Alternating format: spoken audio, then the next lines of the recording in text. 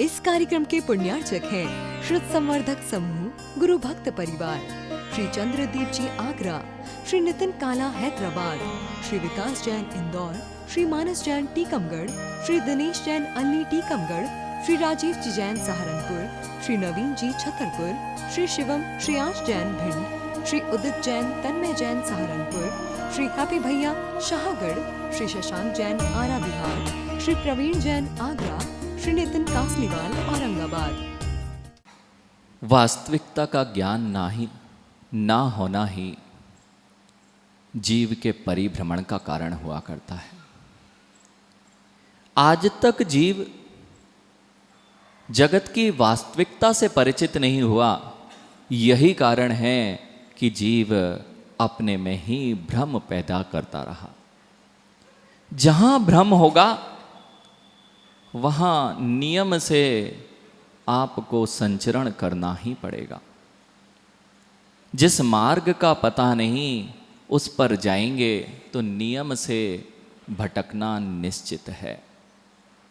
मार्ग की वास्तविकता क्या है, यह जब ज्ञात नहीं होती है तभी जीव भटकता है। और यदि मार्ग पता चल जाए, उसकी वास्तविकता पता चल जाए कि कौन सा मार्ग किस ओर जाता है, तो जीव भटक नहीं सकता है। आज तक संसार में हम भटक रहे हैं। क्यों? क्योंकि संसार की वास्तविकता से परिचित नहीं है। यानी जिस दिन संसार की वास्तविकता से परिचित हो जाएगा, शायद वह दिन आपके लिए उसी दिन वैराग्य का कारण बन जाएगा। मैं आज तक संसार की वास्तविकता से परिचित नहीं हुआ। हाँ, सत्य है, मैं आज तक संसार की वास्तविकता से परिचित नहीं हुआ। मुझे लगता था थोड़ी दूर और चलूंगा तो कुछ ना कुछ मुझे लाभ हो जाएगा, कुछ ना कुछ मेरा लक्ष्य मुझे मिल जाएगा। लेकिन थोड़ी आगे बढ़ता हूं तो लक्ष्य तो मिल जाता है, लेकिन अगला लक्ष्य सामने खड़ा हो जाता है। जब भी मैं कहीं आगे बढ़ने का प्रयास करता हूं, एक लक्ष्य मिलता है और दूसरा लक्ष्य सामने खड़ा हो जाता है कि पुनः मुझे नया लक्ष्य सामने आ जाता है। ऐसा लक्ष्य बनाते बनाते मैंने अनंत काल निकाला। आपको आज तक यह ज्ञात नहीं हुआ कि मुझे लक्ष्य मिला भी है या नहीं मिला।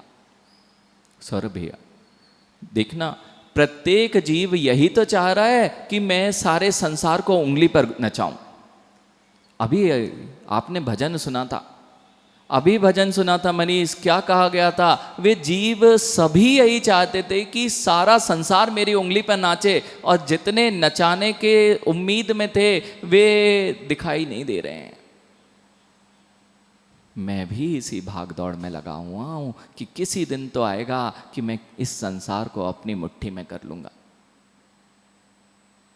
रूपेश, जिस दिन यह संसार तुम्हारी मुट्ठी में हो जाएगा, फिर संसार में रहने के लिए क्या रह जाएगा? इस जगत को वश में नहीं किया जा सकता। आप ये सोच रहे थे कि मेरे जगत पूरा मेरे वश में आ जाए, इस जगत को वश में नहीं किया जा सकता। राजीव भैया, वश में करना है तो चित्त को वश में करना पड़ेगा, तब यह जगत वश में दिखाई देगा। चित्त तो ऐसा दौड़ रहा है, भाई मनीष, वो घोड़े पे तो लगाम होती है, लेकिन चित्त पे कोई लगाम नहीं होती। चित्त पर कोई लगाम नहीं होती। चित्त तो इस गति से भाग रहा है, थोड़ा सा भी नियंत्रण नहीं है। और आज सारे संसार की यही दशा है, नियंत्रण को तो भूल गए। नियंत्रण करना बोले, धर्म यदि नियंत्रण करना सिखाए तो कहते हैं यह बंधन है। नियंत्रण बंधन नहीं है, ध्यान रखना। नियंत्रण बंधन नहीं होता है। आज यदि बालक है, वह गाड़ी चलाना जानता है क्या? भैया रमेश भैया, एक छोटा सा बालक, 4 वर्ष का बालक यदि है तो वह गाड़ी चला सकता है क्या? चला तो सकता है, चलाते भी हैं। मनीष, छोटे से बालक को स्टीयरिंग पे बिठालते हो क्या कभी? अगर बैठ जाए और आप नहीं हो, गाड़ी की चाबी लगे हो तो चला लेता है ना। गाड़ी की चाबी लगी हुई है और वह छोटा बालक सीट पर बैठा है और आप वहां नहीं है, क्या होगा? क्या होगा? क्यों होगा? चलाना जानता है ना। अरे गाड़ी चलाना जानता है, नियंत्रण करना नहीं जानता। भैया गाड़ी तो चली ना, गाड़ी चली लेकिन नियंत्रण नहीं था, ना तो दिशा का निर्देशन था और ना ही वो ब्रेक होता है, ब्रेक। सौरभ, ब्रेक लगाना नहीं आता है और गाड़ी को नियंत्रित करना नहीं आता है, गाड़ी तो चलाना आता है। ऐसे ही कुछ हम लोगों की गाड़ियां हैं, हम सब चलाए जा रहे हैं लेकिन ना ब्रेक है और ना स्टीयरिंग है, चली जा रही है। क्या होगा?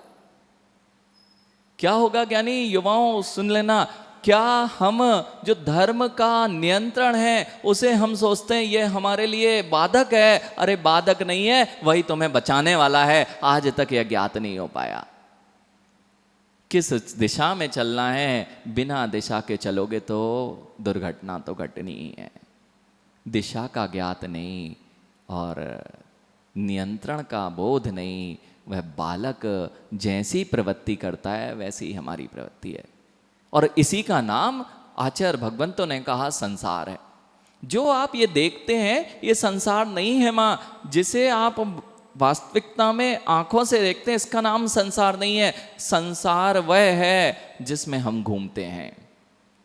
संसरणम मिति संसारा, जहां मेरा चक्र लगा हुआ है। भैया कितने अच्छे लोग हैं ना, वो यहां से जाएं गाड़ी लेके और दिल्ली घूमें, दिल्ली जाएं, दिल्ली से कलकत्ता जाएं, कलकत्ता से मुंबई जाएं और पुनः जयपुर आ जाएं।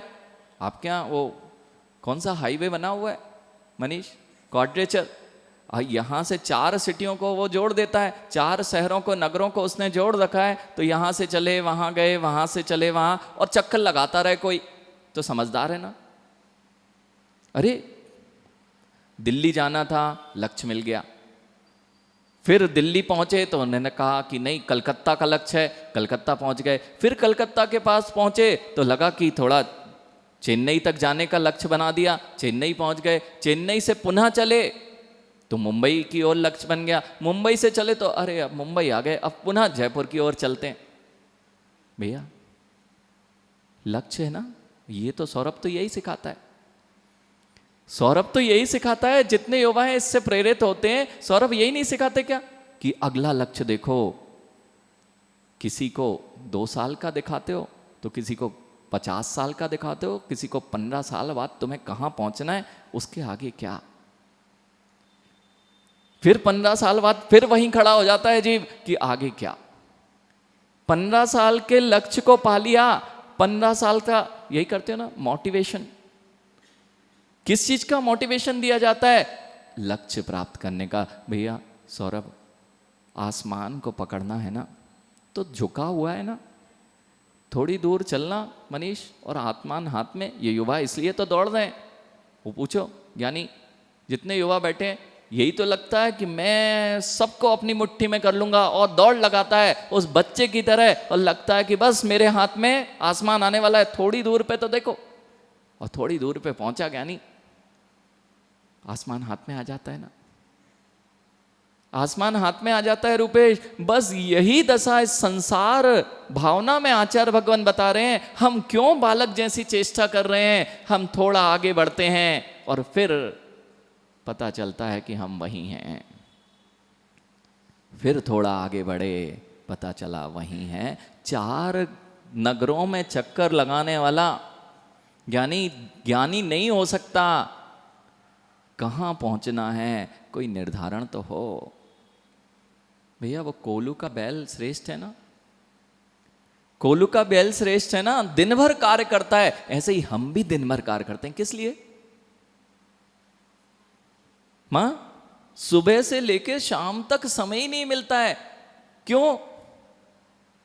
कोलू का बैल जैसे शांत नहीं बैठ पाता, ऐसा मेरे जीवन में भी शांति का कभी अनुभव नहीं आ पाता। वो समझदार है ना कि आप हो। आप समझदार हो कि वह समझदार है। देखना ज्ञानी, आज जो आचार्य भगवंत आपको संसार भावना बता रहे हैं, अभी तक चक्कर लग रहा है, और चक्कर का कब अंत होगा इस पर कभी विचार नहीं जाता, इसलिए चक्कर लग रहा है। भटके हुए लोग हैं, भटके हुए। पवन भैया, यहां से यदि कोई मार्ग, नया मार्ग दिल्ली की ओर जाए, उस पे एक भी वाहन ना गया हो, किसी जंगल वाले मार्ग से बहुत छोटा रास्ता है, आपको यहां से 4 घंटे लगते होंगे, वह 2 घंटे में आपको पहुंचा रहा है, लेकिन उस पे से कोई भी वाहन नहीं गया है, बन गया है, वहां पर जंगल वाला मार्ग है, सब कुछ पता है, लेकिन एक भी जन चला नहीं है उस पे, तो अकेले गाड़ी लेके पहुंच जाओगे ना। अरे ये नहीं आता, माँ गाड़ी नहीं चलाते तो शिखर जी तो गए हो ना। हाँ, शिखर जी जाते ना तो शॉर्टकट सबको पसंद आते हैं, वो शॉर्टकट भैया, लेकिन वही वाला पकड़ना जिसमें लोग चले जाते हैं, और जहां नहीं दिखते हो वो पकड़ लेते हैं, तो लोग शिखर जी में भी भटक जाते हैं। यही आचार्य भगवंत सिखा रहे हैं, जिस मार्ग पर कोई नहीं चला उस मार्ग पर नियत रूप से डर लगता है, लेकिन यदि कोई राजमार्ग है उस पर अनेकों लोग उस मार्ग से जा चुके हैं, उसमें कोई पत्थर नहीं, उसमें कोई कंकड़ नहीं, उसमें कोई कांटे नहीं, वो मार्ग पकड़ोगे, लंबा थोड़ा हो सकता है। आप एक्सप्रेस वे पकड़ते ना विशाल भैया, एक्सप्रेस वे पकड़ोगे कि गलियों का रास्ता पकड़ोगे, जल्दी पहुंचा देगा? पता नहीं पहुंचाएगा कि, लेकिन आज ये युवाओं की दौड़ इसलिए लग रही है, मुझे जल्दी सफलता पानी है। जिस मार्ग से जाया जाता है उस मार्ग से ना चल के जब ये कंटक वाले मार्ग से चलने लग जाते हैं, और पता ही नहीं है वह मार्ग जाता भी है या नहीं जाता है, और निश्चितता नहीं होती है, अनिश्चितता के ज्ञान में उस मार्ग पे चल पाते हैं। ज्ञानी, आप लोग नहीं चल रहे ना ऐसे, हम सब राजमार्ग पे चलने वाले हैं, अभी पता चलता है। यानी आप लोग तो राजमार्ग पे चलने वाले हो ना, इतने समझदार हैं, इतने समझदार हैं कि महाराज जी हम तो हाईवे छोड़ के उतरते ही नहीं हैं। पहली चीज तो बिना ब्रेक की गाड़ी और बिना स्टीयरिंग की गाड़ी हाईवे पे जाएगी कैसे?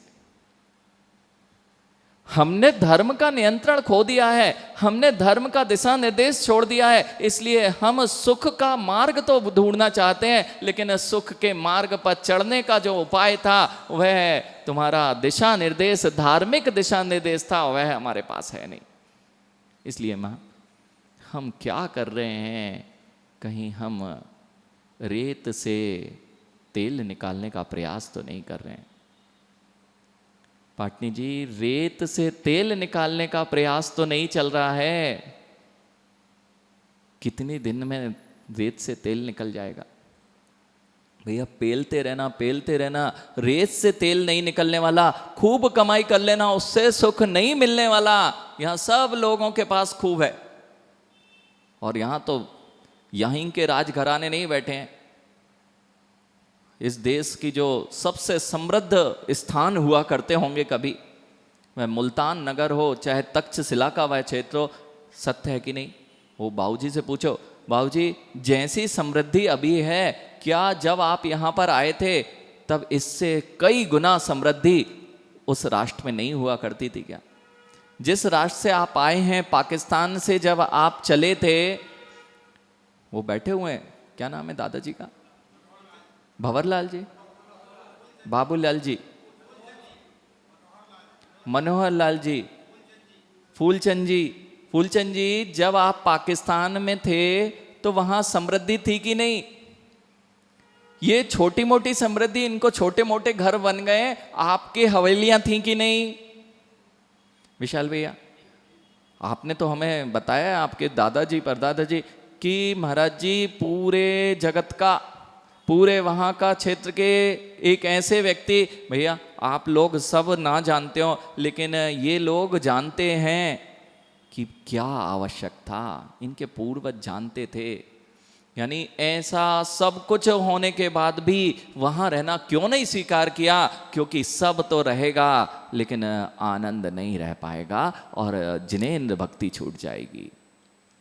जिनेंद्र भगवान को भी छोड़ के नहीं आए ज्ञानी। जिनेंद्र भगवान को मनीष नहीं छोड़ा गया, वे समझदार थे, संपत्ति तो पुनः मिल जाएगी, लेकिन जिनेंद्र भगवान जो हैं ये मेरे श्रद्धा के केंद्र हैं, इन्हें मैं वहां छोड़ के नहीं आऊंगा। पहले जिन बिंबों को विराजमान किया गया उसके पश्चात जीव वहां पर विराजमान हुए। वे तो आए थे। और प्रदीप भैया क्या अपनी पकड़ होगी, उन जैन श्रेष्ठियों की क्या पकड़ होती थी। मात्र एक जैन श्रावक के कहने पर यहाँ का प्रधानमंत्री यदि हवाई जहाज भेजने तैयार हो जाए तो आप समझ सकते हैं कि जैन श्रावक की क्या गरिमा हुआ करती थी। ये सत्य नहीं है क्या? नहीं तो आपने देखा है जब विभाजन के समय में गाड़ियाँ कैसे भर के आ रही थी, ये जैन श्रावक थे। जैन श्रावकों की इतनी गरिमा और महिमा हुआ करती थी कि प्रधानमंत्री, राष्ट्रपति कोई भी हो उनके लिए वह तैयार खड़ा मिला। क्यों मिला ये भूल गए हैं बच्चे। यानी हम लोग कर्नाटक की यात्रा पे गए सौरभ, पूरा कर्नाटक में हम लोगों ने पैदल, कर्नाटक, आंध्र प्रदेश, तेलंगाना, ये सारे महाराष्ट्र की यात्रा पे थे। और जो समृद्धि आपके यहाँ नहीं है वह समृद्धशाली स्थान वह दक्षिण भारत का था, आज वर्तमान में वह नहीं है। और वह सारे के सारे दक्षिण भारत के ग्राम के जो मुखिया हुआ करते थे, जैसे वर्तमान में अभी हेगड़े जी हैं, आज सारे समाज, कोई भी समाज हो उसका नेतृत्व करता कौन मिलता है भैया? युवाओं, वे वीरेंद्र जी हेगड़े मूलबद्री के जो मुखिया हैं और उस पूरे क्षेत्र के कई पीढ़ियों से उन्हीं का परिवार उस स्थान का, कर्नाटक में इतना अच्छा भैया, कर्नाटक में जो भी वह बोल देते हैं, निर्धारित कर देते हैं, वह काम होता है। लेकिन ऐसा नहीं, उसकी गरिमा बनाए हुए हैं इसलिए काम होता है। पूरे के पूरे कर्नाटक क्षेत्र में जितने भी ग्राम थे, वहां के जो भी राजा महाराजा थे, वे सब जैन परिवार के हुआ करते थे। वे उनके वंशज हमारे पास आए थे।